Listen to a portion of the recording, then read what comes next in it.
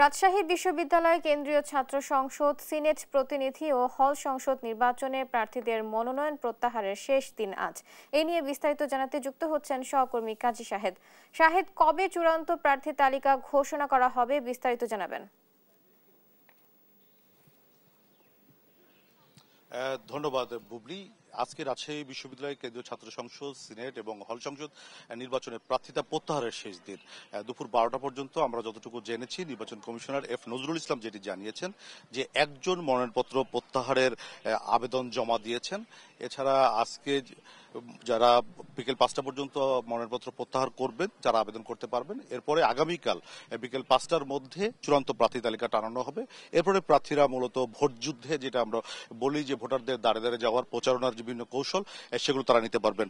তবে ঢাকসু এবং জাকসু নিয়ে যে ধরনের উদ্বেগ তৈরি হয়েছে, সেটি একটি প্রভাব পড়তে পারে এই নির্বাচনে, এমনটি ভোটাররা এবং প্রার্থীরা কথা বলছেন। আমরা একটু কথা বলতে চাই একজন প্রার্থীর সঙ্গেই, যে ঢাকসু এবং জাকসুতে যা হলো, এরপরে আপনারা এখানে কোনো শঙ্কা প্রকাশ করেন কিনা? এমন আসলে আমরা অবশ্যই শঙ্কা প্রকাশ করি, কারণ আমরা দেখেছি যে ঢাকা ইউনিভার্সিটিতে তাদের কিন্তু পুরো প্যানেল শো একটা বের হয়েছে। আমরা কিন্তু যারা স্বতন্ত্র প্রার্থী আছে, আমরা কিন্তু মনে করি যে সবাই আসলে যোগ্য।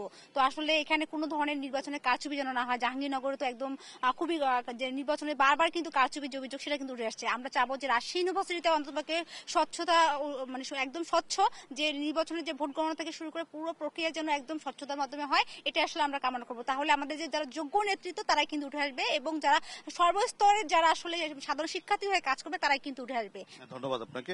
আমরা কথা বলছিলাম একজন প্রার্থীর সঙ্গে, তিনি যেটি বলছিলেন যে একটু স্বচ্ছতার ভিত্তিতে যেন এখানে ভোট গণনা হয়, যে ধরনের বিতর্ক অন্য দুটি ছাত্র সংসদ নির্বাচনে হয়েছে, সেটি যেন এখানে না হয়।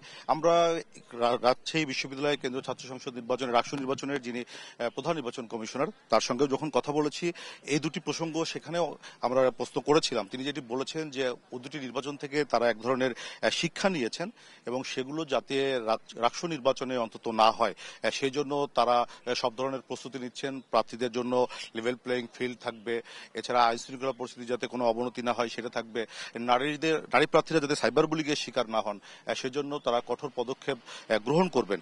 এছাড়া ভোট গণনা নিয়ে যে ধরনের বিশৃঙ্খলা তৈরি হয়েছে কিংবা অভিযোগ অনুযোগ আসছে, সেগুলো যাতে রাষ্ট্র নির্বাচনে না হয়, সেই জন্য তারা যে ধরনের পদক্ষেপ নেওয়া দরকার, জনবল বাড়ানো দরকার, সেগুলো তারা নোটে নিয়েছেন, এবং সেগুলো নিয়ে তারা দফায় দফায় প্রশাসনের সঙ্গে বৈঠক করছেন। এমনকি নির্বাচন কমিশনের বৈঠক এখনো চলছে। আমরা যতটুকু জানি যে প্রধান নির্বাচন কমিশনের নেতৃত্বে তাদের যে কয়েকজন নির্বাচন কমিশনার এখানে আছেন, অধিকাংশই উপস্থিত আছেন ডাকসুর কোষাধ্যক্ষ ভবনে।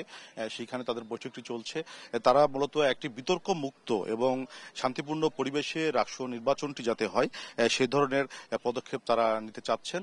এবং আমরা যতটুকু জেনেছি যে আজকে প্রার্থিতা প্রত্যাহারের শেষ দিন, আগামীকাল চূড়ান্ত প্রার্থী তালিকা টানানো হবে। এরপরই মূলত ভোট যুদ্ধ সেটি শুরু হবে। তখন থেকেই যাতে নির্বাচনে যে আচরণ বিধিগুলি আছে, সেগুলো যাতে প্রার্থীরা মেনে চলেন, সেজন্য কঠোর পদক্ষেপ নেওয়া হবে। আপনার মাধ্যমে দর্শকদের এইটুকু তথ্য দিতে চাই যে প্রার্থিতা প্রত্যাহারের আগে এখন পর্যন্ত কেন্দ্রীয় ছাত্র সংসদে 260 জন প্রতিদ্বন্দ্বিতা করার জন্য তাদের মনোনয়নপত্র জমা দিয়েছিলেন। এর মধ্যে একজন প্রত্যাহারের জন্য আবেদন করেছেন।